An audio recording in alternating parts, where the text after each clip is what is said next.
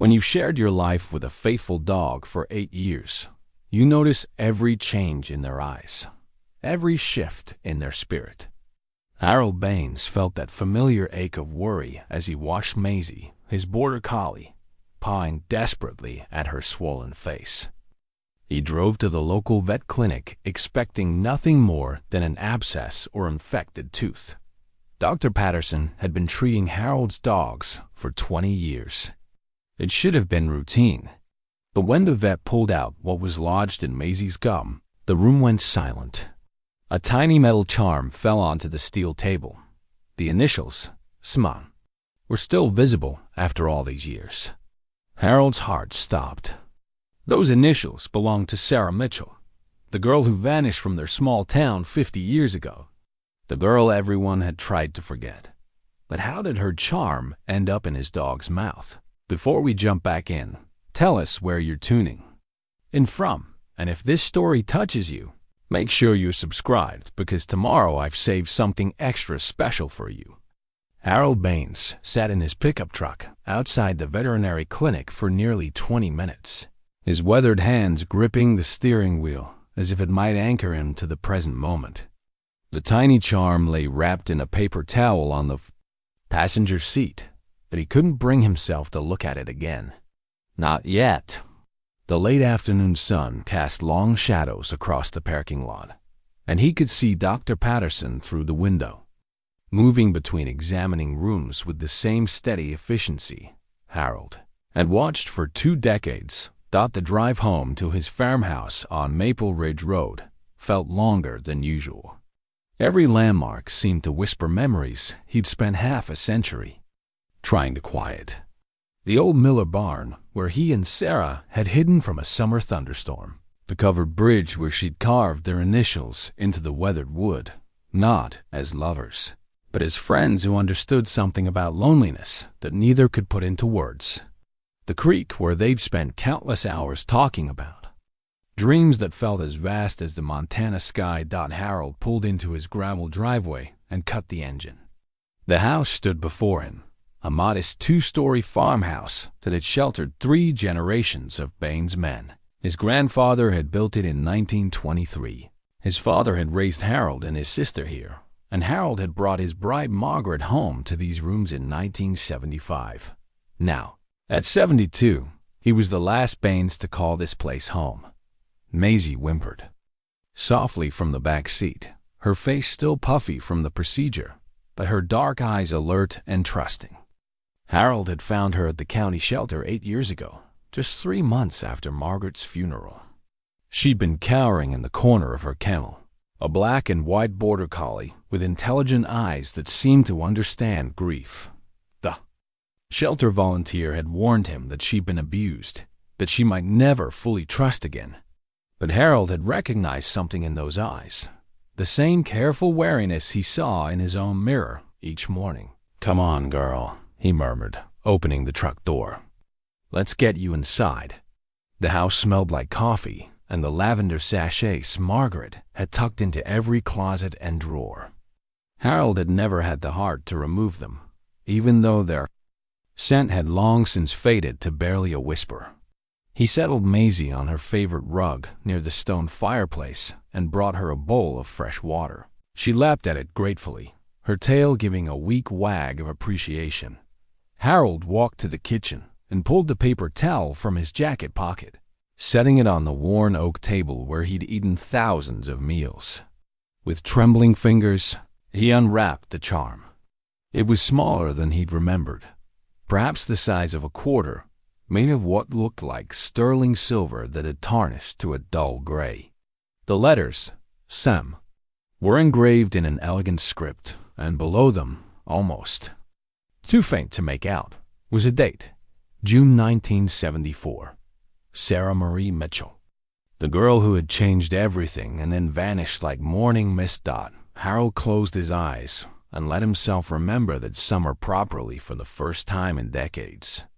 He'd been 18, fresh out of high school, and facing the prospect of either heading to college on a partial scholarship or staying home to help his aging father with the farm.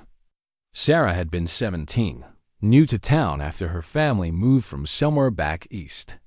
Her father had taken a job at the lumber mill, and they'd rented the small house on Pine Street that backed up to the woods behind Harold's property.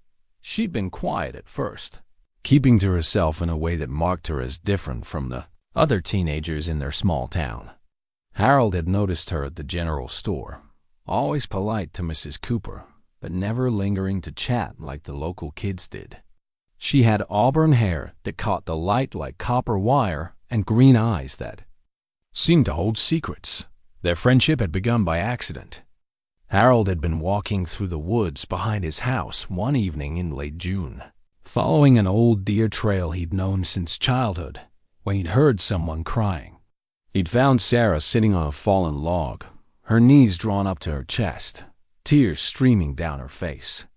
She'd looked up at him with such startled fear that he'd immediately raised his hands and taken a step back. "I'm sorry," he'd said.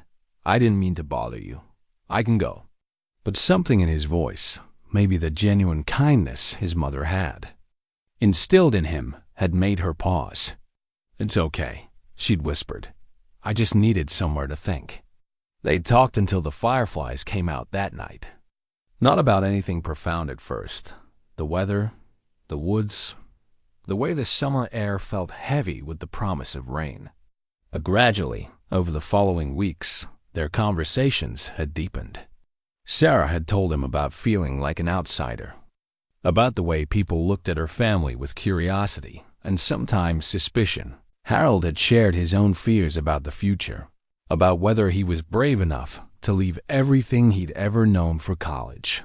What had drawn them together wasn't romance, though Harold had wondered sometimes if it might have become that. Given time, but a shared understanding of what it meant to feel different, to carry questions that didn't have easy answers. Sarah was thoughtful in a way that made Harold think harder about things he'd always taken for granted. She read books that weren't assigned in school, asked questions that made the adults around her uncomfortable, and had a way of seeing beauty in ordinary things that made Harold look at his own familiar world with new eyes. They'd met almost every evening that summer, usually in the woods, but sometimes at the creek or the old Miller barn when it rained. Sarah had given him that charm on their last night together, August 15th, 1974. She told him it was a friendship charm, something her grandmother had given her, and that she wanted him to have it as a reminder that their conversations had mattered to her. "Promise me you'll remember this summer," she'd said, pressing the small piece of metal into his palm. "Promise me you'll remember that some friendships are worth keeping, even when everything else changes." He'd promised, of course. He'd been planning to give her something in return the next day. Maybe the arrowhead he'd found by the creek, or the book of poetry his English teacher had recommended. But the next day, Sarah was gone. Her parents had reported her missing that evening. The sheriff had organized search parties, and half the town had spent 3 days combing every acre of woods, every abandoned building, every possible hiding place. Harold had searched harder than anyone, driven by guilt and a growing certainty that something terrible had happened. But they'd found nothing, no trace of her, no sign of struggle, no indication of where she might have gone or why the official theory had been that she'd run away. Teenagers did that sometimes, especially ones who felt like outsiders. The sheriff had suggested she might have hitchhiked to the highway, maybe caught a ride to a bigger city where she could disappear into anonymity. Her parents had never accepted that explanation, but after 2 weeks of fruitless searching, the official investigation had been scaled back to routine follow-ups. Harold had never told anyone about their friendship. It hadn't felt right, somehow too private, too precious to share with people who wouldn't understand. And as the days turned to weeks and then months, he'd convinced himself that maybe it hadn't been as important as he'd thought. Maybe Sarah had run away. Maybe she'd started a new life somewhere else. Maybe their summer had just been a brief connection that wasn't meant to last. He'd kept the charm, though, hidden it in his dresser drawer, and sometimes, late at night, he'd take it out and remember the sound of her laugh, The way she'd looked when she was thinking through a difficult question, the genuine kindness in her voice when she'd asked about his dreams. Now, sitting at his kitchen table with that same charm between his fingers, Harold felt the weight of 50 years pressing down on his shoulders. Margaret had been gone for 8 years, his parents for even longer. Most of the people who'd lived in town during that summer of 1974 had either died or moved away. But the questions remained, as sharp and urgent as they'd been that first terrible morning when he'd learned Sarah was gone. How had her charm ended up lodged in Maisie's gum? Where had his dog found it? And what did his discovery mean after all these years? Harold looked at the framed wedding photo on the mantelpiece, him and Margaret on their wedding day in 1975. Young and hopeful and certain that love could overcome any obstacle. Margaret had been understanding when he told her about Sarah, patient with his occasional distant moods when memories surfaced unexpectedly. She'd never pushed him to talk about that summer, but she'd somehow understood that part of his heart would always carry the weight of unanswered questions. Maisie padded over to him, her tail wagging tentatively. She pressed her head against his knee, offering the simple comfort that had sustained him through 8 years of widowhood. Harold stroked her ears gently, careful not to disturb the area where Dr. Patterson had worked. "Where did you find this girl?" he whispered. "What story are you trying to tell me?" The charm seemed to pulse in the lamplight, its tarnished surface holding secrets that had waited half a century to surface. Harold knew that tomorrow he would have to decide what to do with this discovery. But tonight, he simply sat with his memories and his faithful dog, letting the past wash over him like a tide that had been held back for far too long. Harold woke before dawn, his sleep fractured by dreams of Sarah's voice calling his name through the woods. The charm lay on his nightstand where he placed it before bed, catching the first gray light of morning like a small accusation.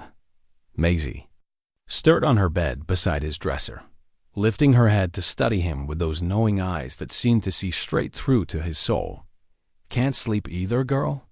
Harold murmured, swinging his legs out of bed. His joints protested the movement 72.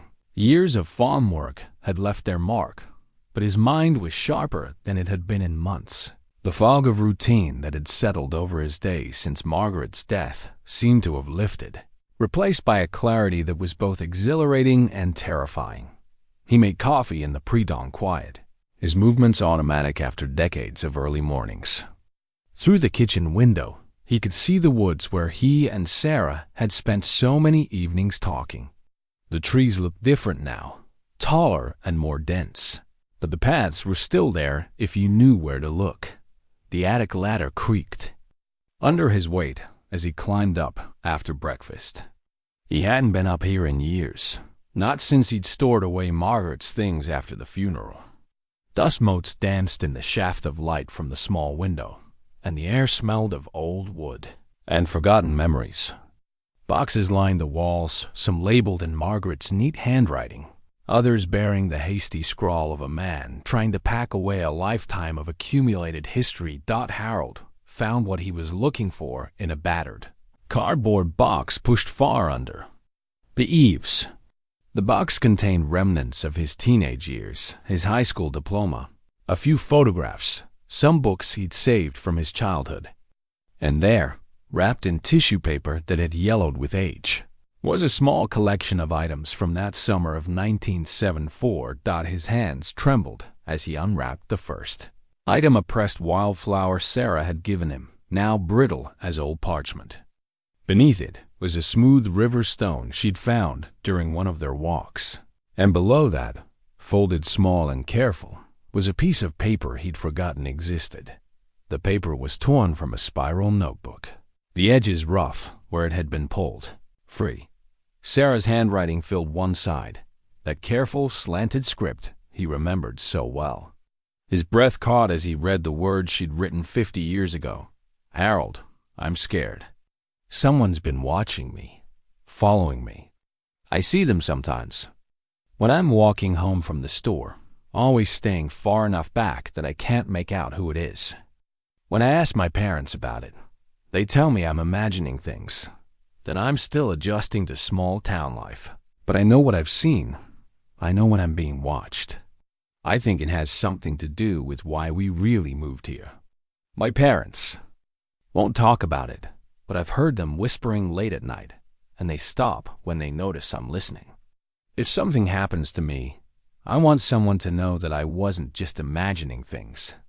You're the only person who's ever really listened to me, Harold. You're the only one I trust. Sarah Harold sank back on his heels, the paper shaking in his hands. This was the note Sarah had pressed into his palm during their last conversation, the one she'd made him promise to keep safe. He'd been so young then, so uncertain about what it meant or what he should do with it. The next morning, when he'd heard she was missing, he'd been paralyzed by guilt and confusion. Should he give the note to the sheriff? Would it help find her, or would it just cause more questions about their friendship that he wasn't ready to answer? In the end, he'd done nothing. He'd hidden the note away and told himself that the adults would figure it out, that the sheriff would find her and bring her home safely. Day after day, he'd waited for news, for some sign that Sarah was all right. But the news never came, and eventually, the town had moved on. Now, reading her words again after 50 years. Harold felt the full weight of his teenage cowardice. Sarah had trusted him with her fears, and he'd failed her. She'd been scared, possibly in real danger, and he'd been too young and too frightened to know how to help. The implications hit him like a physical blow. Sarah hadn't run away. She'd been taken, or worse, by someone who'd been stalking her. Someone who knew her routine, who knew she walked alone through the woods where no one would hear her scream. Harold's vision blurred, and for a moment he thought he might be sick. All these years, he'd convinced himself that Sarah had chosen to leave, that she'd found the life she wanted somewhere else. The alternative, that something terrible had happened to her, that she died scared and alone, had been too painful to consider seriously. But now, with her charm somehow emerging from his dog's mouth, and this note spelling out her fears in her own handwriting, he could no longer hide from the truth. Someone had been watching Sarah in the summer of 1974. Someone had followed her, frightened her, and ultimately, Harold was now certain someone had taken her. He climbed down from the attic on shaking legs, the note clutched in his fist. Maisie met him at the bottom of the ladder, her tail wagging tentatively. She could sense his distress, the way she always could. Harold knelt and buried his face in her fur, drawing comfort from her solid presence. "Where did you find her charm, Maisie?" he whispered. "What happened to her?"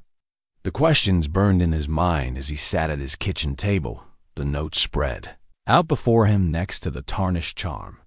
For 50 years, he'd carried the guilt of his inaction. For 50 years, he'd told himself there was nothing he could have done differently. But now he knew better. Sarah had reached out to him, had trusted him with her fear, and he'd let her down when she needed him most. The rational part of his mind whispered warnings. He was 72 years old, a widower living alone with only his dog for company. Whatever had happened to Sarah was ancient history now. The people responsible were likely dead or long gone. What could he possibly accomplish by stirring up old wounds? But the charm seemed to pulse on the table before him, and Sarah's words, "You're the only person who's ever really listened to me," echoed in his memory. She'd trusted him once, and he'd failed her. Maybe it was too late to save her, but it wasn't too late to find out what had happened. It wasn't too late to give her the justice she deserved. Harold looked at Maisie, who was watching him with those intelligent eyes. His dog had brought him this discovery for a reason. After 8 years of quiet companionship, she'd somehow found the one piece of evidence that could unlock a 50-year-old mystery. It felt like more than coincidence.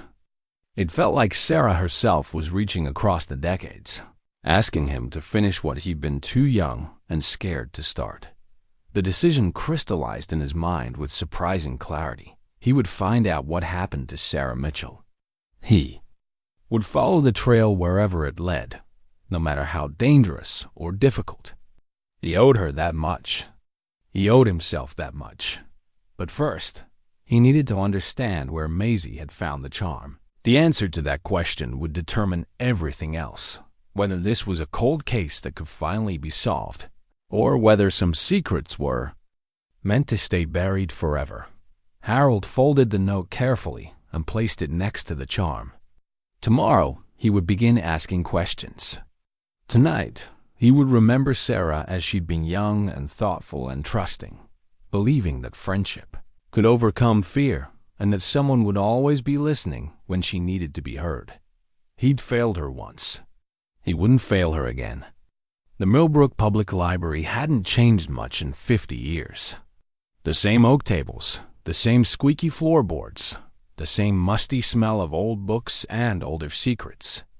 Harold pushed through the heavy front door just after opening time, nodding to Mrs. Henley behind the circulation desk. Ruth Henley had been the town librarian for as long as anyone could remember, and at 78 she was one of the few people left who'd been an adult during the summer Sarah disappeared. "Harold Baines," she said, adjusting her reading glasses. "Haven't seen you in here since Margaret passed. How are you holding up?" "Getting by, Ruth. Getting by." Harold approached the desk, the charm and Sarah's note tucked safely in his jacket pocket. "I was wondering if you still have those old newspaper archives. I'm doing some research." Ruth's eyes sharpened with curiosity. Of course. What kind of research? Local history? Something like that. Harold hesitated, then decided on a careful version of the truth. "I've been thinking about some of the kids I went to school with. Sarah Mitchell, specifically. The girl who went missing in '74. The temperature in the room seemed to drop several degrees." Ruth's fingers stilled on the keyboard, and she studied Harold with an expression he couldn't quite read. "Sarah Mitchell," she repeated slowly. "Now that's a name I haven't heard in a long time. What made you think of her?" "Just curious, I suppose.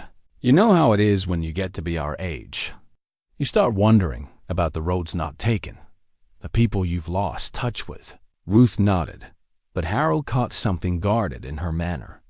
"The newspaper archives are on microfilm in the back room. I'll get you set up." She paused, her hand hovering over the desk. "Harold, can I ask why you're really interested in Sarah Mitchell?" The directness of the question caught him off guard. "What do you mean?" "I mean, you weren't just schoolmates. I remember seeing you two together that summer. Not romantically, mind you, but there was a friendship there. When she disappeared, you looked like you'd seen a ghost. I always wondered if you knew more than you let on." Harold's pulse quickened. Had his teenage secret been as obvious as Ruth seemed to suggest? "We talk sometimes, in the woods behind my property. But I never knew anything about why she left." "Left?" Ruth's eyebrows rose. "Is that what you think happened? That she left?" Before Harold could answer, Ruth was already moving toward the back of the library, gesturing for him to follow. The archives room was small and windowless, dominated by an ancient microfilm reader that looked like it belonged in a museum. Ruth pulled out several boxes of film reels, her movements efficient despite her age. "Summer of 1974, she murmured, loading the first reel. "Here we go." The headlines appeared on the screen in grainy black and white. "Local teenager reported missing. Search continues for Sarah Mitchell. Police seek information on missing girl." Harold leaned forward, reading the articles with fresh eyes. The basic facts were as he remembered. Sarah had been reported missing by her parents on August 16, 1974. Search parties had combed the area for days. The investigation had focused on the possibility that she'd run away, possibly hitchhiking, to a larger city. But reading more carefully now, Harold began to notice things that had escaped his teenage attention. The quotes from Sheriff Morrison were oddly vague, full of phrases like "following several leads" and "investigating all possibilities" without any specific details. Sarah's parents, when interviewed, seemed desperate and confused rather than evasive, as if they genuinely had no idea what might have happened to their daughter. "Here," Ruth said, advancing to an article dated 3 weeks after Sarah's disappearance. "This is the one that always bothered me." The headline read, "Mitchell family relocates following daughter's disappearance." The article was brief, noting that Sarah's parents had sold their house on Pine Street and moved out of state to be closer to family during this difficult time. What struck Harold was the timing. They'd left town just as the search was being scaled back, just as the investigation was shifting from active to cold case status. "That's fast," Harold murmured. "Most families would want to stay in case their child came back." "That's what I thought too."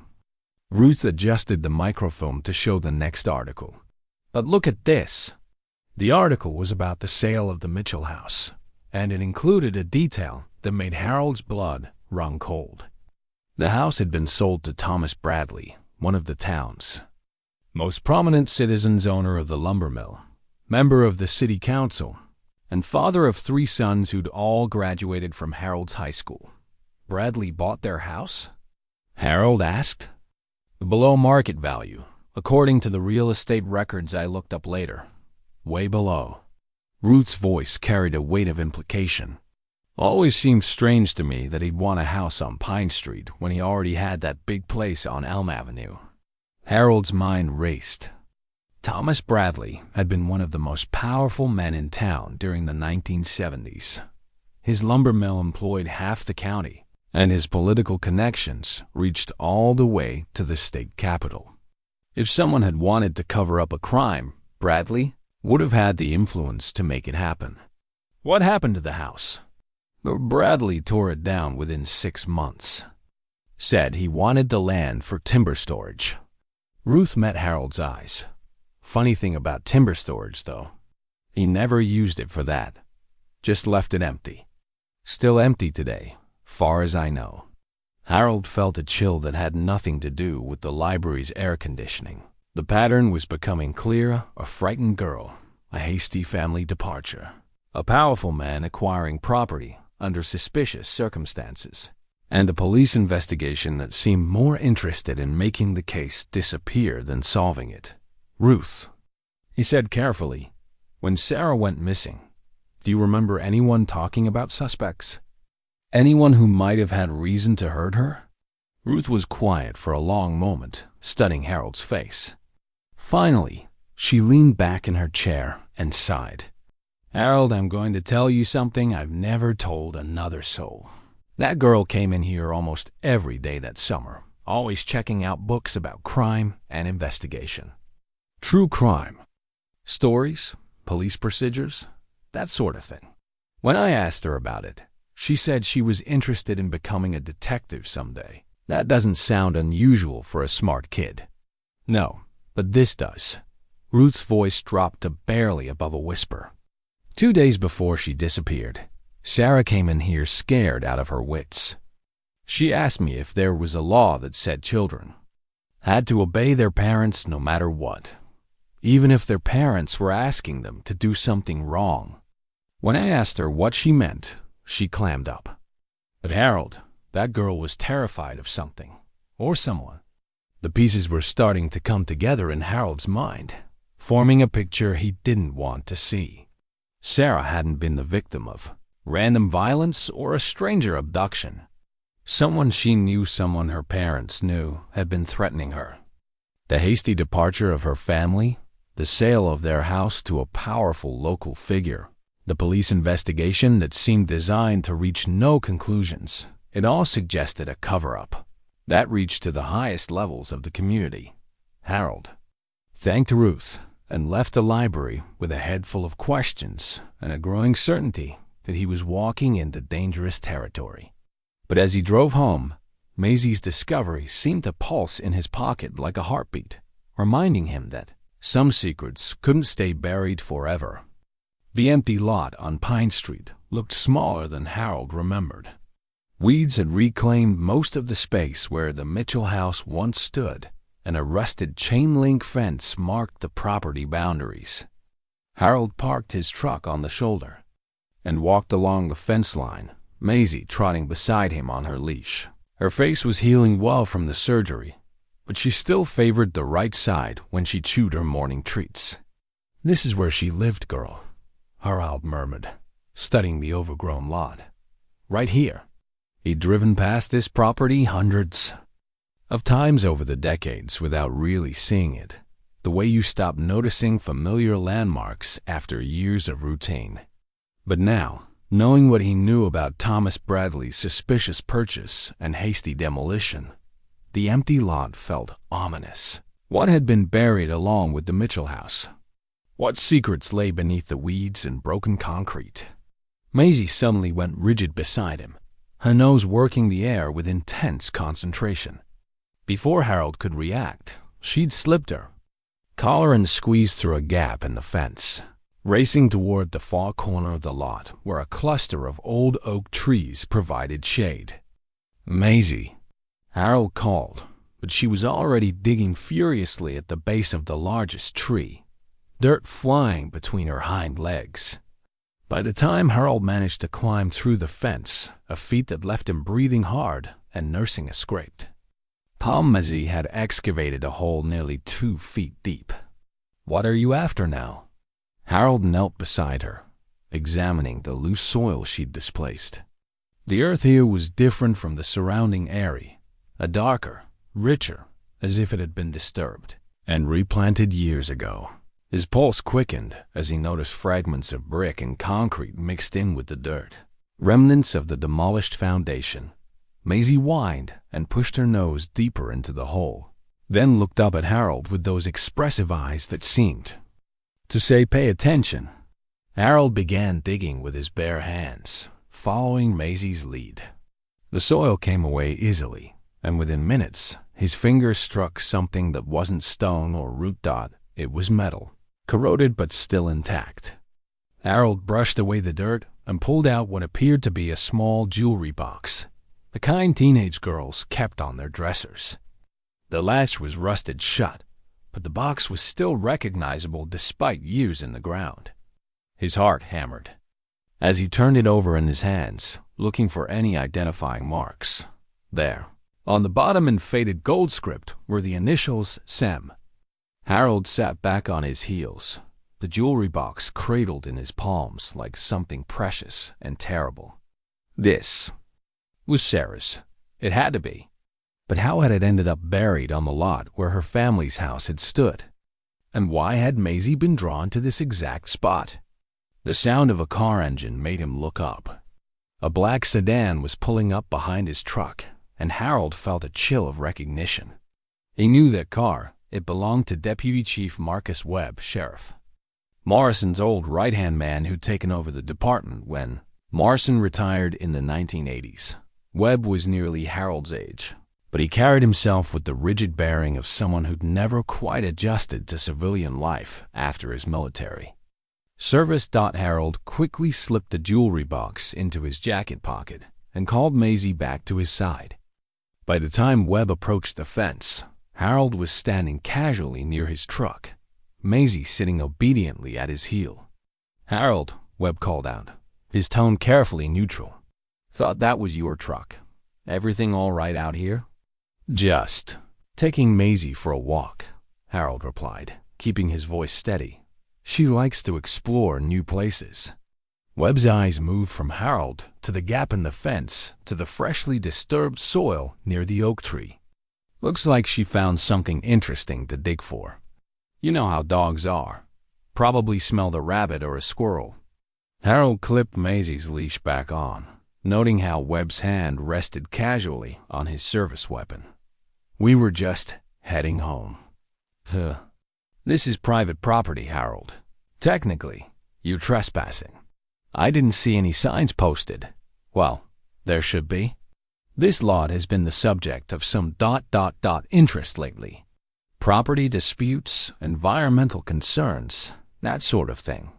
Webb stepped closer, and Harold could smell aftershave and something else, the metallic scent of fear, or maybe guilt. "Might be better if folks stayed away from here for now." The warning was clear, though delivered with the kind of small-town politeness that made threats sound like neighborly advice. Harold nodded and moved toward his truck, but Webb's voice stopped him. "Harold, you haven't been asking questions around town, have you? About old cases, old stories?" The question hung in the air like a loaded gun. Harold turned back, meeting Webb's stare with what he hoped was calm confidence. "Just curious about local history. You know how it is when you get to be our age. Start thinking about the past more than the future." "Some parts of the past are better left alone," Webb said quietly.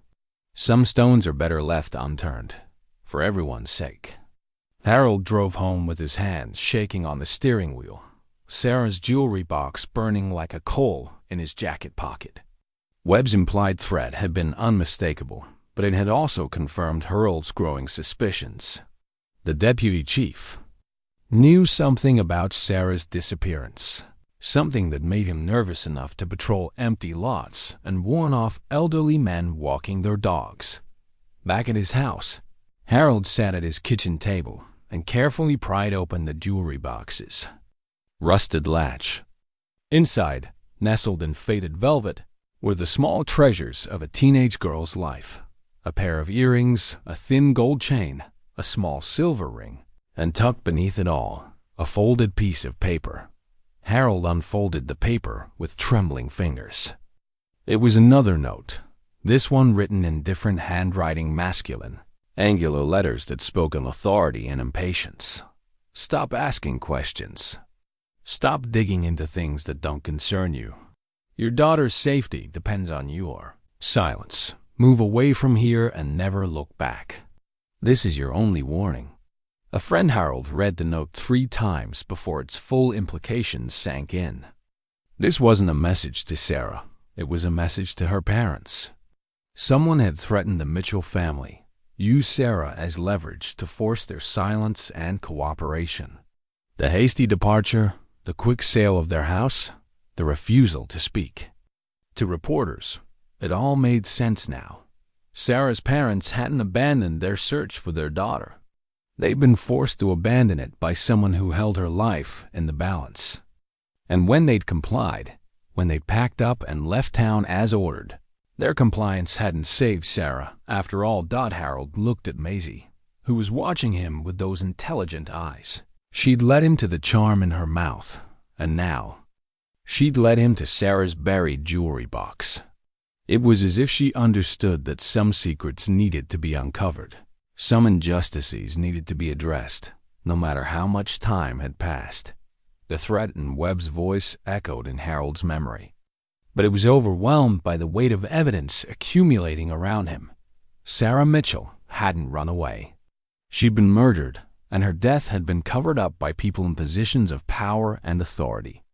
People who were still alive, still in control, still dangerous.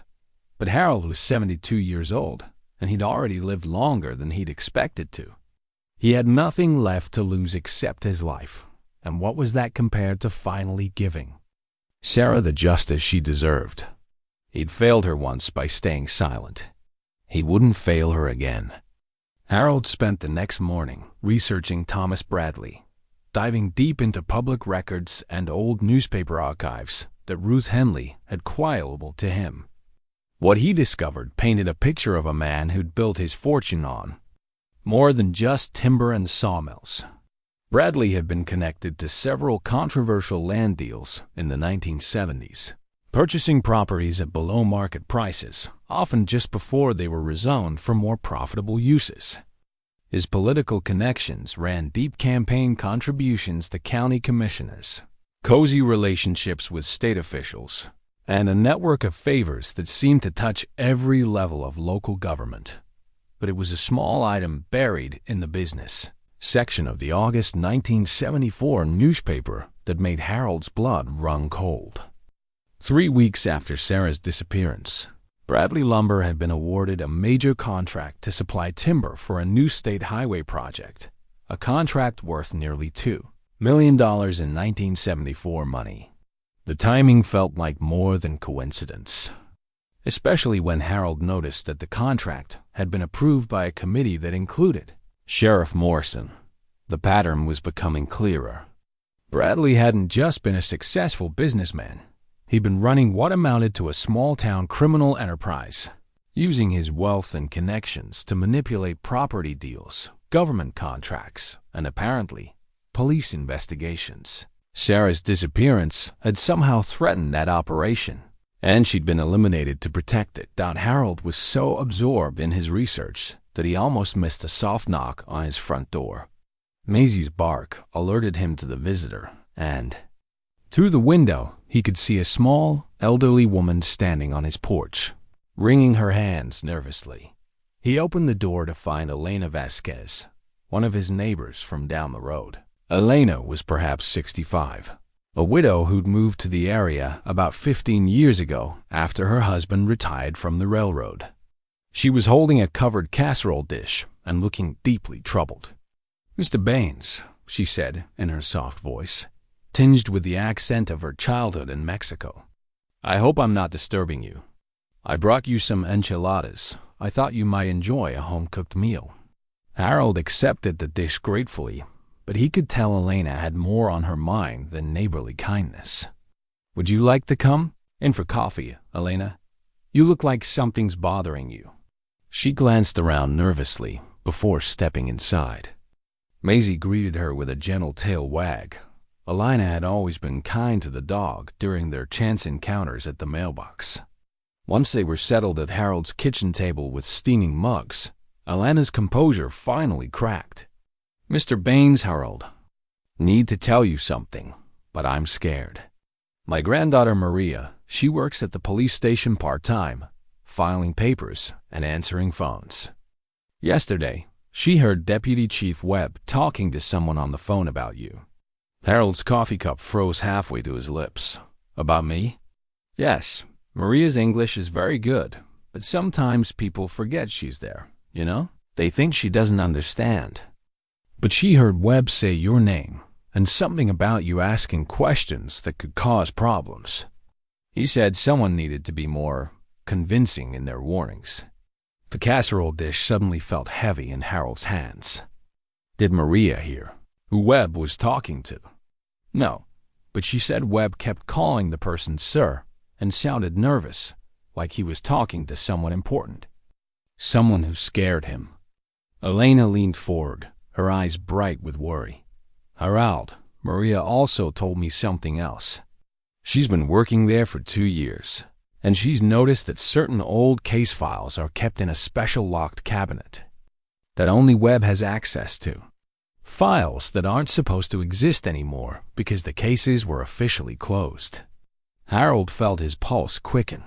What kind of cases? Missing persons? Unsolved deaths? Cases from the 1970s and 1980s that were closed without resolution. Elena's voice dropped to a whisper. "Maria thinks Webb is protecting someone, covering up for crimes that were never properly investigated." The revelation hit Harold like a physical blow.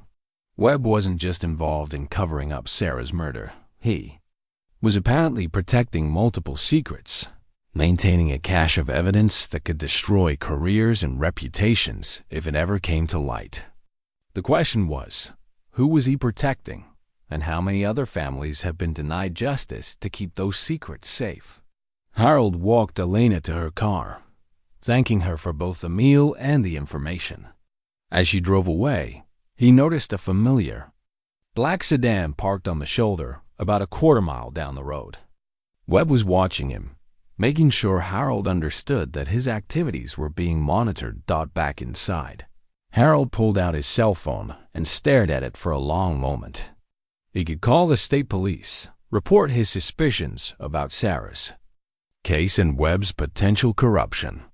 But what evidence did he really have? A charm that could have been planted, a jewelry box that could have been buried by anyone, and the word of an elderly man whose claims would sound like the paranoid fantasies of someone who'd watched too many crime shows. Instead, Harold found himself dialing a number he'd memorized but never called. Dr. James Morrison, the former sheriff's son, was now a forensic anthropologist working for the state university. Harold had read about his work in the newspaper Cold Case Investigations, using modern technology to solve decades-old crimes. Dr. Morrison, this is Harold Baines from Millbrook. I knew your father years ago. Harold took a deep breath. I think I've found evidence related to an old missing person case from 1974. Sarah Mitchell. I was wondering if you might be willing to take a look at what I've discovered. The conversation that followed was careful and professional. Dr. Morrison remembered the Mitchell case. It had been one of the unresolved investigations that had haunted his father's career. He agreed to meet Harold the following day at a location, away from Millbrook, away from web surveillance. As Harold hung up the phone, he felt a mixture of hope and terror. He was committed now, past the point of turning back. Tomorrow, he would hand over Sarah's charm and jewelry box to someone who might finally be able to give them scientific analysis to prove what Harold suspected in his heart. But he also knew that making that call had escalated the danger significantly. Webb's mysterious superior, the person who'd been giving orders and making threats for 50 years, wouldn't hesitate to silence an elderly widower if that's what it took to protect their secrets. Harold looked at Maisie, who was lying by the fireplace, her intelligent eyes fixed on his face. She'd brought him this far, led him to evidence that could finally solve Sarah's murder.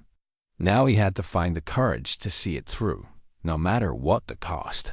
Outside, the black sedan remained parked on the shoulder, a dark reminder that some people would do anything to keep the past buried. But Harold had made his choice. After 50 years of silence, it was time for the truth to surface, regardless of who it might destroy in the process. The meeting with Dr. James Morrison took place at a truck stop 30 miles outside Millbrook, far from prying eyes and local surveillance. Harold arrived early, Maisie beside him in the cab of his pickup, both of them nervous about venturing so far from familiar territory. The forensic anthropologist was younger than Harold had expected, perhaps 45, with his father's steady bearing but kind eyes that suggested he'd chosen science over law enforcement for good reasons. Dr. Morrison examined Sarah's charm and jewelry box with the careful attention of someone accustomed to making evidence speak across decades. He photographed everything from multiple angles, made detailed notes, and asked Harold to recount exactly how and where each item had been discovered. The charm shows signs of having been buried for an extended period, Dr. Morrison said, studying it through a magnifying glass. The tarnishing pattern is consistent with long-term soil exposure, not something that was recently planted. And this jewelry box, see these scratches and dents? They suggest it was buried hastily, probably thrown into the hole rather than carefully placed. Harold leaned forward. What does that tell you? It tells me someone was in a hurry to hide evidence. Maybe they were interrupted, or maybe they were working in the dark. Dr. Morrison set down his magnifying glass and met Harold's eyes. Mr. Baines, I need to ask you something directly. Are you prepared for what might happen if we pursue this investigation? My father spent the last years of his life haunted by the cases he couldn't solve. The Mitchell case was at the top of that list. Your father tried to find Sarah? He tried, but he was blocked at every turn. Political pressure from above, evidence that disappeared from the station, witnesses who suddenly changed their stories or left town. Dr. Morrison's voice carried a weight of old frustration. My father believed Sarah was murdered, and he believed certain people in positions of power were involved in covering it up. But he could never prove it. Harold felt a chill of recognition. Did he ever mention Thomas Bradley? Dr. Morrison's expression darkened. Bradley was untouchable in those days. Too much money, too many connections. My father suspected him of involvement in several criminal enterprises, but every time he got close to building a case, the investigation would be shut down by order of the county prosecutor or the state attorney general. And now? Now Bradley's been dead for 15 years. and most of his old network has died or moved away. But there are still people who benefited from his protection. People who have a lot to lose if certain secrets come to light. Dr. Morrison paused, studying Harold's face. Deputy Chief Webb, for instance. He was just a young officer in 1974, but he was ambitious and willing to look the other way when it suited his career. The conversation was interrupted by the sound of Harold's cell phone ringing. He glanced at the screen and felt his blood pressure spike. It was his home number, which meant someone was calling from inside his house. "Harold?" The voice was Webb's, but the deputy chief sounded different, harder, more dangerous than Harold had ever heard him. "I think you left your door unlocked when you went out today. Might want to be more careful about that. You never know who might wander in." Harold's hand tightened on the phone. "What do you want, Webb?" "I want you to come home. Alone. We need to have a conversation about your recent activities." There was a pause, and Harold could hear Maisie barking in the background, a sound of distress that made his heart clench. "Your dog seems upset about something. Maybe she's worried about her owner making poor decisions." The threat was unmistakable. Harold looked at Dr. Morrison, who was listening to the conversation with growing alarm. "I'll be there," Harold said. Into the phone. "Smart choice. And Harold? Don't bring any friends. This is a private matter between neighbors." The line went dead. Harold stared at his phone, his mind racing through options that all seemed to lead to the same dark conclusion. Webb had his dog, his home, and apparently the backing of people who'd been killing to protect their secrets for 50 years. "Don't go," Dr. Morrison said immediately. "This is exactly how people disappear. Call the state police, report a break-in and a threat." "He has my dog," Harold said simply. "And even if the state police came, what evidence do they have?" Webb is a decorated law enforcement officer with 30 years of service. I'm an old man with wild theories about a 50-year-old case. Then what do you propose to do?" Harold looked at the charm and jewelry box spread out on the truck stop table. Evidence of Sarah's murder, proof that she'd tried to tell someone about the danger she was in, artifacts that could finally give her family the truth that had been denied. All of it useless if Harold didn't survive to tell the story. "I'm going to give them what they want," Harold said quietly. "I'm going to let them think they've won." Dr. Morrison started to protest, but Harold held up his hand. "Listen to me.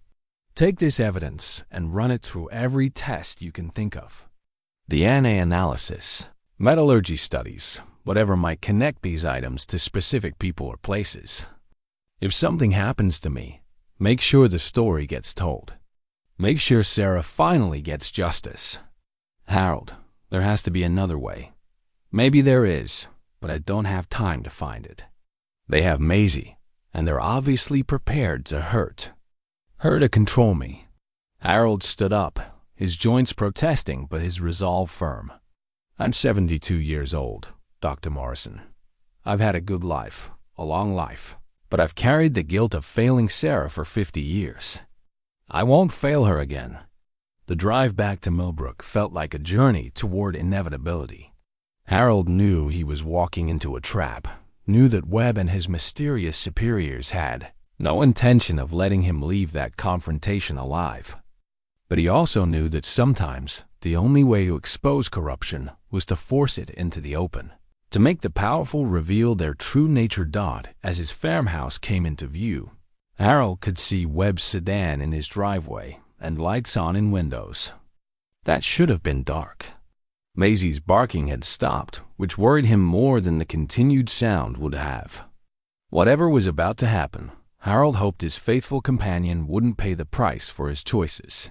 He pulled into his driveway and cut the engine, sitting for a moment in the gathering dusk. 50 years ago, he'd been too young and too scared to stand up for Sarah when she needed him most. Tonight, he would finally have the chance to make that right, even if it cost him everything. Harold Baines walked toward his front door. Toward whatever fate awaited him, carrying the weight of 5 decades worth of regret and the hope that truth might finally triumph over the forces that had kept it buried for so long. Harold found Webb sitting at his kitchen table, exactly where Harold had been reading Sarah's note just days earlier. The deputy chief looked relaxed, almost casual, but Harold noticed the service weapon resting on the table within easy reach. Maisie was nowhere to be seen, though Harold could hear her whimpering from somewhere in the house.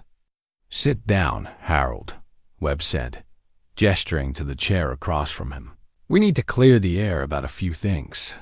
Harold remained standing. "Where's my dog?" "Safe. For now.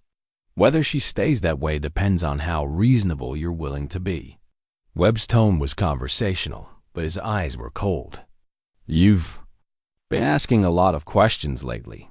Questions that are making certain people nervous. Questions about a murdered girl who deserves justice." Webb laughed, a sound devoid of humor. "Justice? Harold, you have no idea what you're messing with.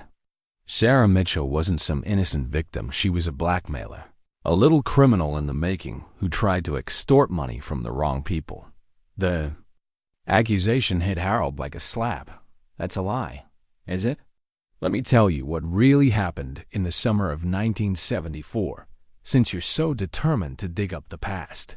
Webb leaned back in his chair, his fingers drumming on the table near his weapon. "Sarah Mitchell discovered something she shouldn't have. She found out about certain business arrangements, certain accommodations that kept this town prosperous and peaceful. Instead of keeping her mouth shut like a smart girl would have, she decided to cash in." Harold felt the room spinning around him. "You're making this up." "Am I? Then explain this." Webb reached into his jacket and pulled out a manila envelope, sliding it across the table. "Go ahead, Harold. Take a look at what your innocent little friend was really up to." With trembling hands, Harold opened the envelope. Inside were photocopies of what appeared to be letters written in Sarah's familiar handwriting, but containing words that made his blood run cold. The letters were addressed to Thomas Bradley, and they contained detailed accusations about illegal logging operations, bribes to county officials, and threats to expose everything unless Bradley paid Sarah $5,000. "Blackmail letters," Webb said with satisfaction. "Your sweet little Sarah was trying to shake down the most powerful man in the county. What did you think was going to happen?" Harold stared at the letters, his mind reeling. The handwriting was definitely Sarah's. He would have recognized it anywhere. But the tone, the calculated greed, the callous threats, none of it matched the thoughtful, frightened girl he'd known, unless he'd never really known her at all. "These could be forgeries," Harold said weakly. "Could be, but they're not." Webb stood up, his hand moving closer to his weapon. "Harold, I'm going to give you a choice. You can accept that Sarah Mitchell was a criminal who got in over her head, or you can keep digging and find out what happens to people who threaten the stability of this community." Before Harold could respond, a new voice cut through the tension in the room. "Actually, Marcus, I think it's time we told Mr. Baines the complete truth." Harold spun around to see a figure stepping out of his living room, a man he recognized but had never expected to see in his house. Dr. James Morrison, the forensic anthropologist who'd been examining Sarah's jewelry just hours earlier. But something was different about him now.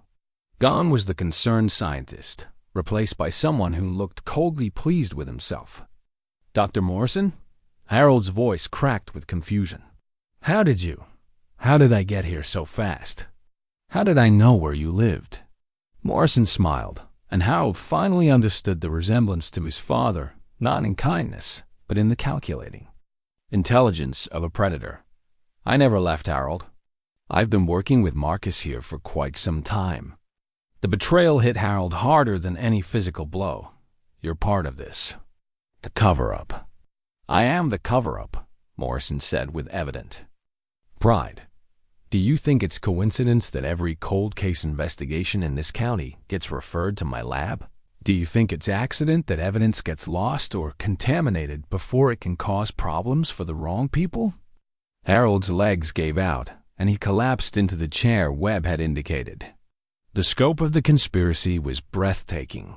Not just local corruption, but a systematic network that reached into the state university, into the very institutions that were supposed to ensure justice. My father never suspected, Morrison continued.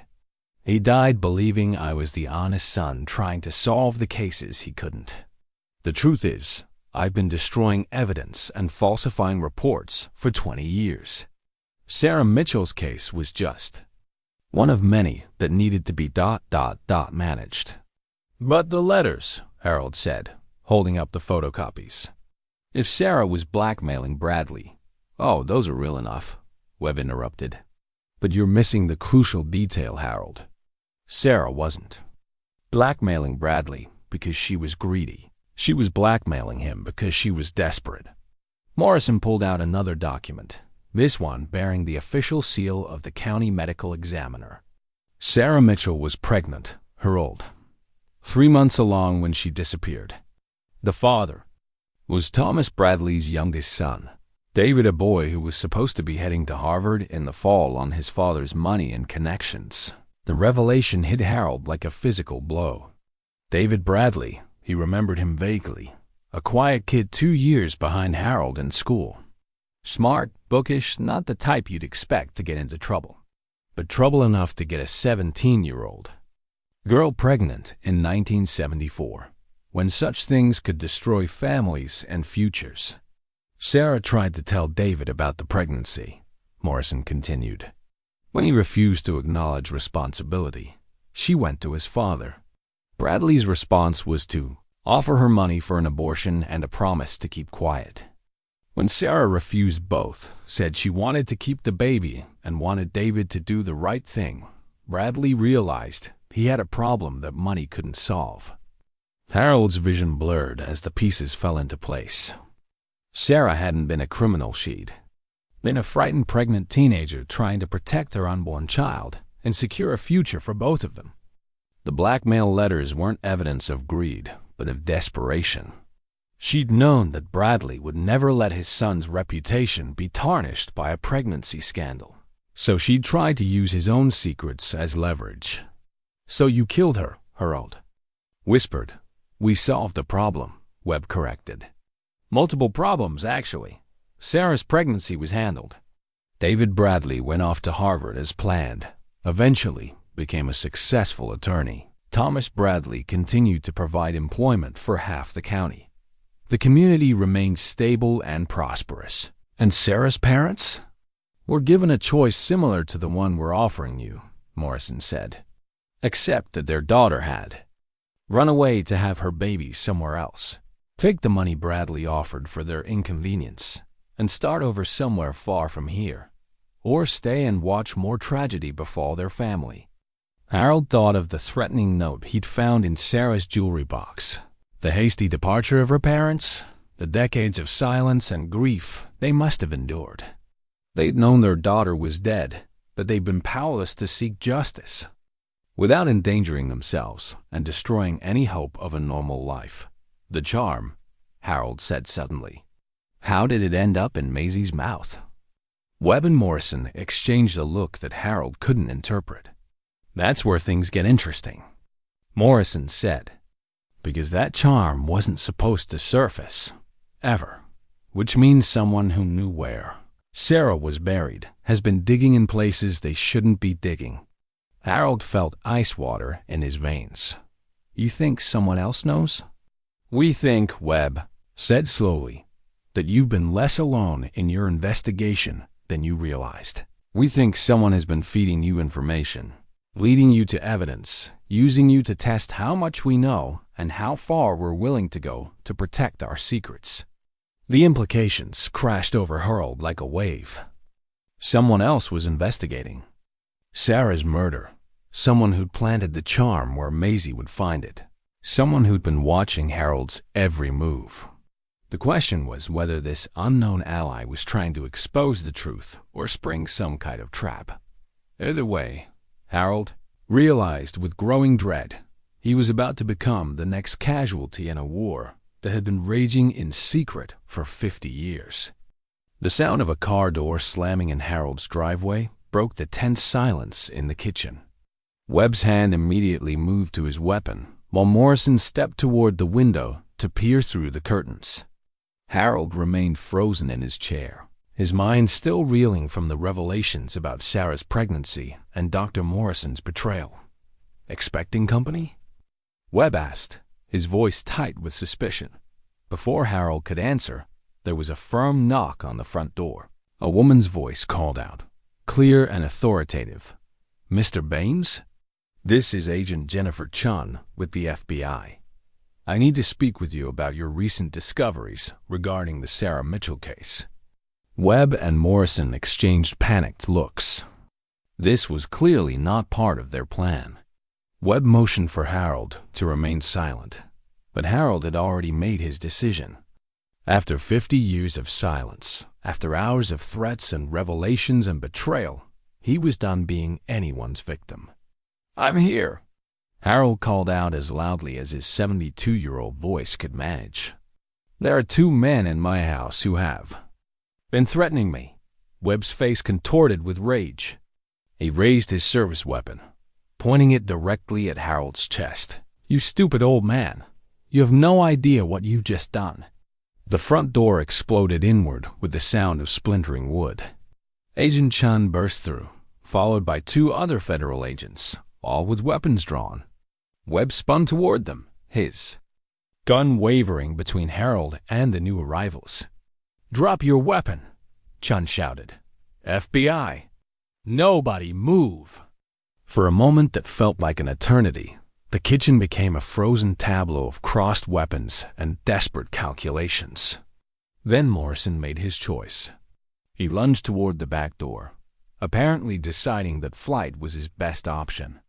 One of the federal agents tackled him before he could reach the exit, and the sound of their struggle seemed to break Webb's paralysis. "This is all a misunderstanding," Webb said, slowly lowering his weapon. "I'm Deputy Chief Marcus Webb with the Millbrook Police Department. We were conducting an investigation into threatening elderly citizens in their own homes." Agent Chun's voice dripped with skepticism. "Put the gun on the table and step back, Deputy Chief. Now." Webb complied, but Harold could see the calculation in his eyes. This wasn't surrender. It was strategic retreat. Webb was already thinking about lawyers and cover stories and plausible explanations for why he'd been holding Harold at gunpoint in his own kitchen as the federal agents secured the scene and read Morrison his rights. Agent Chun knelt beside Harold's chair. She was younger than he'd expected, perhaps 40, with kind eyes and a competent manner that reminded him of his late wife, Margaret, when she'd been handling a crisis. "Mr. Baines, are you injured? Do you need medical attention?" "I'm all right," Harold managed. "But they have my dog somewhere in the house." Agent Chun nodded to one of her colleagues, who immediately began searching the house. Within minutes, they'd found Maisie locked in the basement, frightened but unharmed. The border collie raced to Harold's side, pressing against his legs with desperate affection. "How did you know to come here?" Harold asked as he stroked Maisie's fur. "We've been investigating this network for 18 months, Agent Chun explained. Corruption in local law enforcement, falsified evidence in cold cases, connections to organized crime operations dating back to the 1970s. Your phone call to Dr. Morrison triggered surveillance protocols we'd established." Harold felt a chill of realization. "Morrison was working with you?" "Morrison was one of our primary targets. We've been building a case against him for falsifying forensic evidence in multiple cold cases. When you contacted him about the Mitchell case, we saw an opportunity to gather evidence of his criminal activities." Agent Chun's expression grew apologetic. "I'm sorry we couldn't intervene sooner, Mr. Baines. We needed to let Morrison reveal the full scope of his involvement." The weight of how close he'd come to disappearing forever settled over Harold like a heavy blanket. If Agent Chun's team hadn't been monitoring Morrison's communications, if they hadn't tracked the forensic anthropologist to Harold's house, Webb's threats would have become reality. The evidence I gave Morrison Sarah's charm and jewelry box is already being processed by our forensic laboratory in Washington. The real laboratory, not Morrison's compromised operation. Agent Chun helped Harold to his feet. Mr. Baines, what you've discovered could be the key to solving not just Sarah Mitchell's murder, but several other cold cases that Morrison has been systematically sabotaging. As the federal agents led Webb and Morrison away in handcuffs, Harold felt a strange mixture of relief and emptiness. The immediate threat was over, but the larger questions remained. Who had planted Sarah's charm where Maisie could find it? Who had been manipulating his investigation from the shadows? And most importantly, where was Sarah's body buried? Agent Chun must have seen the questions in his face. Mr. Baines, I know this has been traumatic, but I need to ask you to work with us a little longer. We have reason to believe that someone else has been investigating Sarah's murder, someone who knew about the corruption and was trying to expose it through you. What do you mean? The charm your dog found. Our preliminary analysis suggests it was deliberately cleaned and placed where an animal would be likely to discover it. Someone wanted you to find it, wanted you to start asking questions. The question is who, and whether they're friend or foe. Harold thought about Maisie's behavior over the past week, her urgent digging at the empty lot on Pine Street, her apparent ability to find evidence that had been hidden for 50 years. Had someone been training her, conditioning her to search for specific items?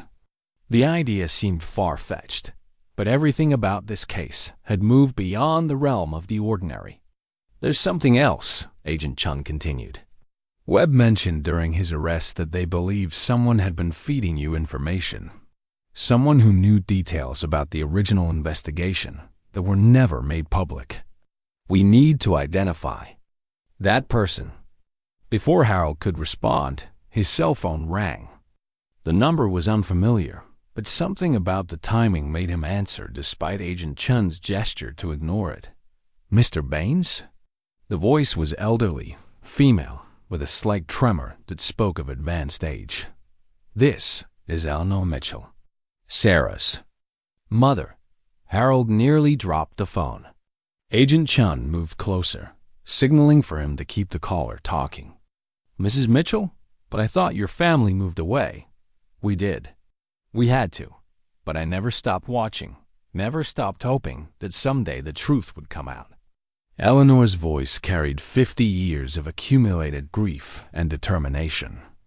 I've been living in Oregon under my married name, Eleanor Patterson. But I've had people keeping an eye on Millbrook, waiting for the right moment. The pieces clicked into place with stunning clarity. Dr. Patterson, the veterinarian who found the charm in Maisie's mouth. That's your people. My grandson. Sarah's nephew, though he never knew her. I've spent 50 years gathering evidence, documenting what really happened to my daughter. When I heard that an elderly man with a dog was asking questions about Sarah, I knew it was time to act. Harold's vision blurred with tears he hadn't expected. You've been investigating all this time? What else can I do? The police told us. She'd run away, but a mother knows. A mother always knows. Eleanor's voice broke slightly. I planted that charm where your dog would find it because I knew if you cared enough to ask questions, you'd care enough to see it through. Sarah told me about your friendship in her letters. She trusted you, Harold. I hoped you'd still be trustworthy after all these years. Agent Chun was already signaling to her team, preparing to trace the call and coordinate with federal agents in Oregon. The scope of Eleanor's investigation, 50 years of patient detective work, a network of allies, and the courage to finally act when the time was right, was breathtaking in its dedication. Mrs. Mitchell, Harold said, his voice thick with emotion. I failed Sarah once. I should have done something when she gave me that note. Should have told someone about her fears. I've regretted that silence for 50 years. Then help me now, Eleanor said simply. Help me bring my daughter home. Help me give her the justice she deserved. Harold looked around his kitchen, at the federal agents securing evidence, at Maisie pressed against his legs, at the life heat, built in the shadow of an unsolved murder. Everything was about to change, but for the first time in decades, he felt like he was exactly where he belonged. "Tell me what you need me to do," he said. Eleanor Mitchell arrived in Millbrook 3 days later, a small, dignified woman of 87 who carried herself with the quiet strength of someone who'd spent a lifetime fighting for justice. Harold met her at the motel where Agent Chun had arranged for her to stay, and the moment their eyes met, he saw Sarah's determined spirit reflected in her mother's weathered face. "You look exactly as Sarah described you," Eleanor said, taking Harold's hands in hers. "She wrote about your kindness, about how you listened when no one else would." Harold felt tears threatening. "I should have done more. When she gave me that note about being followed, I should have told someone immediately." "You were 18 years old, Harold. 18-year-olds don't always know how to handle adult problems." Eleanor's voice carried no accusation, only understanding. The people who should have protected her, the police, the authorities, the adults in positions of power, they're the ones who failed her. You were just a boy who tried to be her friend. They sat in Eleanor's motel room with Agent Chun and spread out 50 years' worth of accumulated evidence across the small table.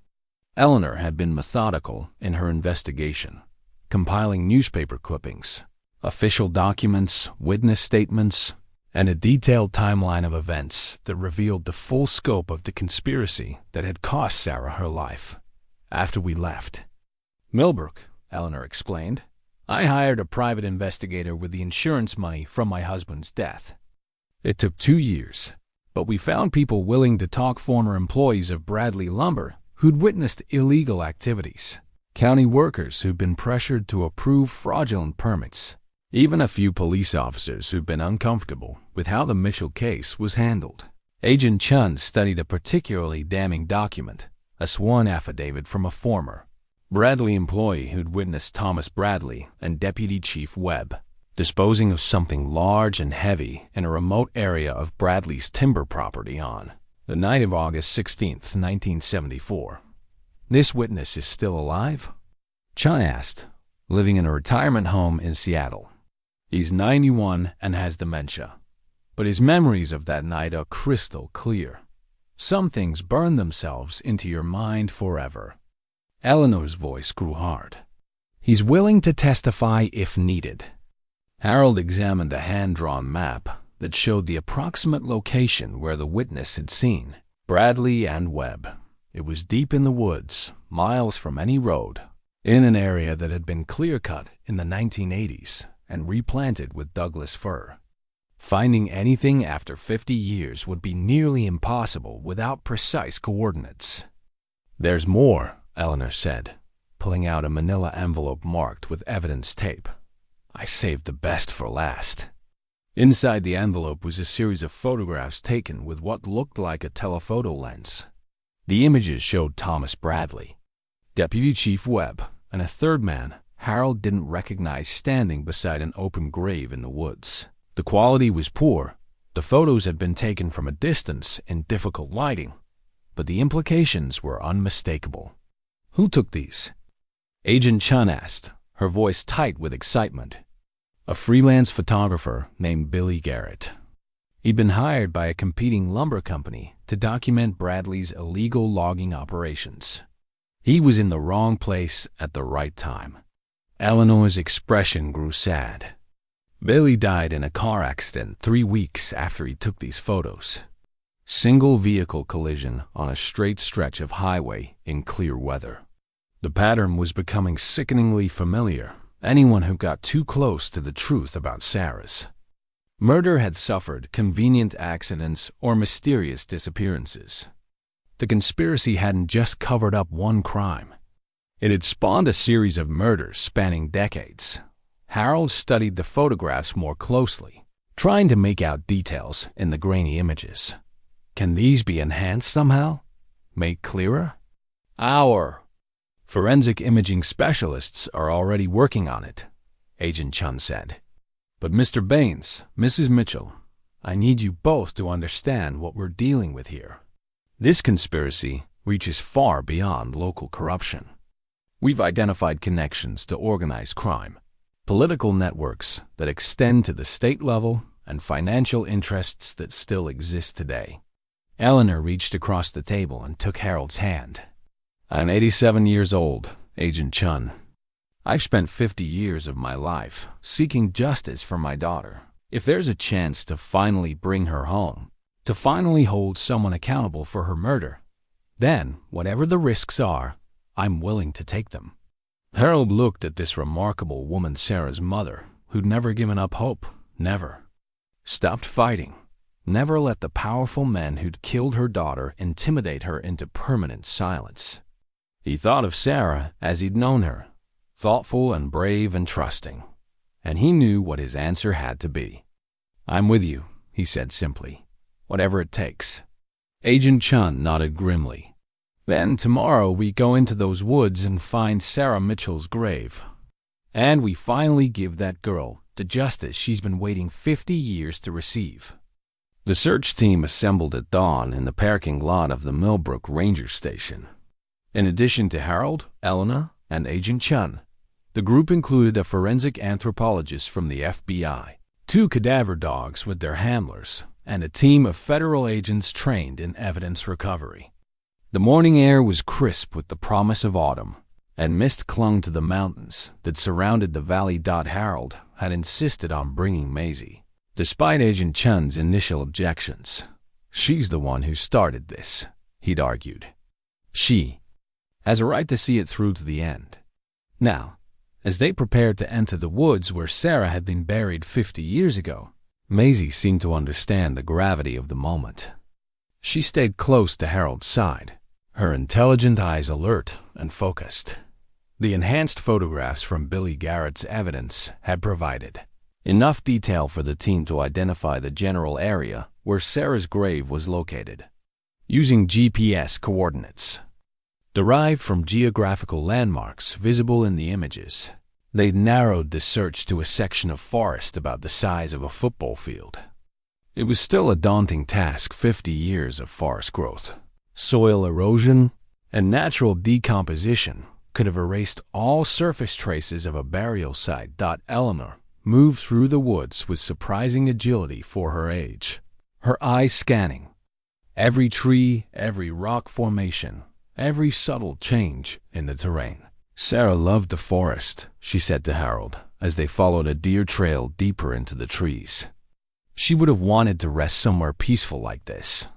The cadaver dogs began their systematic search while the FBI team set up a grid pattern to ensure every square foot of the target area was thoroughly examined. Harold watched the careful, methodical process and marveled at how much detective work had changed since 1974. Back then, Sheriff Morrison had relied on volunteer searchers and basic intuition. Now, science and technology could literally sniff out secrets that had been buried for decades. It was Maisie who found the site. While the professional search teams worked their grids, Harold's border collie had wandered to a cluster of old-growth pine trees near the center of the search area.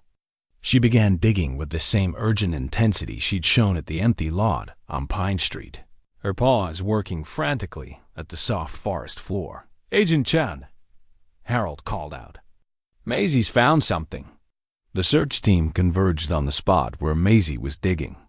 The cadaver dogs immediately showed interest, their behavior confirming what Harold's intuition had already told him they'd found Sarah's grave. Eleanor stood beside the tree where her daughter had been buried, tears streaming down her weathered cheeks. She's here, she whispered. She's really here. The FBI's forensic anthropologist took over the excavation, working with painstaking care to preserve any evidence that might have survived 5 decades underground. Harold and Eleanor watched from a respectful distance as the team slowly, methodically uncovered what remained of Sarah Mitchell. The first discovery was a piece of fabric, the remains of a dress that Sarah had been wearing when she died. Eleanor gasped with recognition. That's the blue dress she bought for the county fair. She was so excited about it, said it made her feel grown up. As the excavation continued, more evidence emerged. A class ring that had belonged to David Bradley, confirming the connection between Sarah's pregnancy and the Bradley family. Personal items that had been buried with her, a locket from her grandmother, the book of poetry Harold had lent her. That summer, and most heartbreaking of all, a small piece of paper tucked into what remained of her dress pocket. Agent Chun carefully extracted the paper and unfolded it with gloved hands. Despite 5 decades in the ground, the words were still legible, written in Sarah's careful script.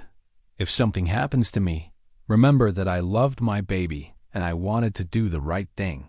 I was never ashamed. Sarah. Harold felt his knees buckle, and Eleanor reached out to steady him.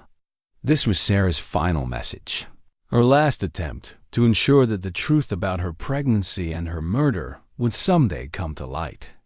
Even facing death, she'd been thinking about justice, about making sure her story would eventually be told. The excavation took most of the day, but by late afternoon, the team had carefully removed Sarah's remains and cataloged every piece of evidence found with her. The forensic anthropologist confirmed what everyone already knew: this was the body of a teenage girl who'd been murdered approximately 50 years ago. As the FBI team prepared to transport Sarah's remains for formal identification and autopsy, Eleanor knelt beside the empty grave and placed a bouquet of wildflowers where her daughter's body had rested. "I'm taking you home now, baby," she whispered. "I'm finally taking you home." Harold stood beside her in the gathering dusk.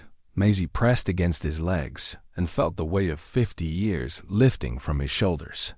They'd found Sarah. They'd given her back her name, her story, her dignity. Now, all that remained was ensuring that the people who killed her finally faced justice for their crimes. The long journey toward truth was almost over. 6 months later, Harold stood in the Millbrook Cemetery beside a simple granite headstone that read, Sarah Marie Mitchell, 1957 to 1974. Beloved daughter, never forgotten. The morning sun filtered through the oak trees that had grown tall since Margaret's funeral 8 years earlier, and Harold could hear birds singing in the branches above. Eleanor had decided to bury Sarah here, in the town where she'd spent her last summer, rather than taking her remains back to Oregon. "She belongs here," Eleanor had explained. "This is where she found friendship, where she found someone who cared enough to listen. This is where her story finally found its voice." The legal proceedings had moved swiftly once Sarah's remains were discovered. Deputy Chief Webb had been charged with murder, conspiracy, and obstruction of justice. Dr. Morrison faced federal charges, FOR falsifying evidence and tampering with criminal investigations. Thomas Bradley's son David, now a successful attorney in Seattle, had been arrested on charges related to his father's criminal enterprises. Though the statute of limitations protected him from prosecution for his role in Sarah's pregnancy and death, the investigation had revealed the full scope of the corruption that had plagued Millbrook for decades. Bradley Lumber had been a front for money laundering and illegal logging operations that had stolen millions of dollars from public lands. The network of officials who protected these crimes reached into the state capitol, and federal prosecutors were still unraveling connections that spanned multiple decades and jurisdictions. Harold placed a small bouquet of wildflowers on Sarah's grave, the same type she'd pressed in her notebook that summer. Maisie sat beside him, her gray muzzle a reminder that she too was aging, though she remained alert and devoted. The border collie had become something of a local celebrity after her role in solving the case, but Harold knew she was happiest when they were home together, following their quiet routines. "Mr. Baines?" Harold turned to see a young woman approaching the gravesite. She was perhaps 30, with auburn hair and green eyes that immediately reminded him of Sarah. She carried a small child, a toddler with dark curls and an inquisitive expression. "I'm Jennifer Patterson," she said, extending her hand. "Dr. Patterson's daughter, Sarah's great-niece." Harold's breath caught. He'd known that Eleanor had grandchildren and great-grandchildren scattered across the country, but he'd never expected to meet any of them. "Jennifer, it's wonderful to meet you. Grandma Eleanor told me about your friendship with Sarah, about how you never forgot her. I wanted to thank you for never giving up, for helping bring her home." Jennifer shifted the toddler to her other hip. "This is my daughter, Sarah. I named her after her great-great-aunt."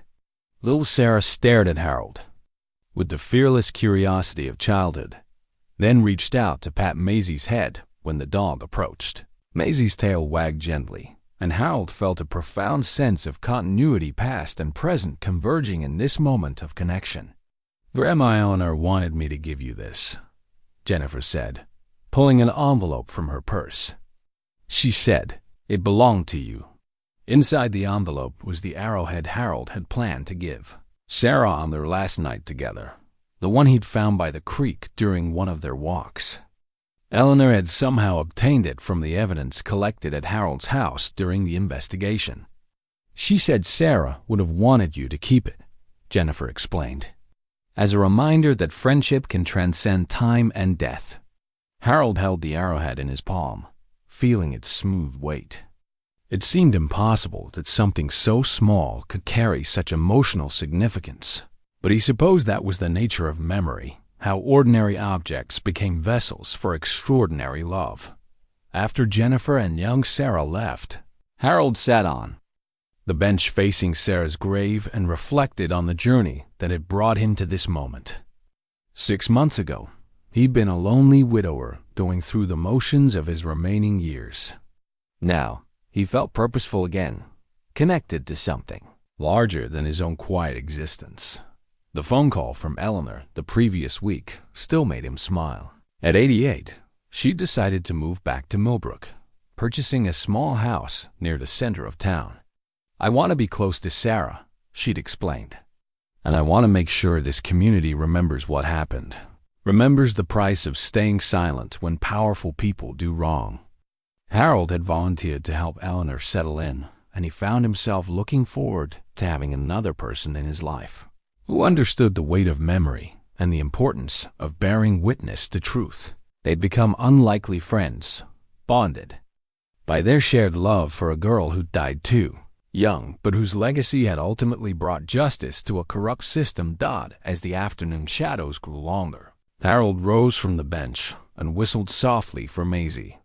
It was time to go home, time to prepare for whatever remained of his life in this town where secrets had finally been exposed to sunlight. Walking back to his truck, Harold reflected on how dramatically his world had changed. Margaret was still gone, and he still missed her every day. But the crushing loneliness that had defined his existence since her death had been replaced by something richer, a sense of purpose. A knowledge that he'd finally done right by a friend who trusted him with her fears and her friendship. The late afternoon light painted the cemetery in shades of gold and amber, and Harold could almost hear Sarah's voice carried on the autumn breeze, no longer calling for help, but simply saying, "Thank you." He'd kept his promise at last. He'd remembered their summer, and he'd made sure that Sarah Mitchell would never be forgotten again. Maisie jumped into the truck beside him, and Harold started the engine, ready to face whatever tomorrow might bring. Some wounds, he'd learned, could indeed heal if you had the courage to tend them properly. Some silences were meant to be broken, and some friendships once formed in truth and kindness could endure even death itself.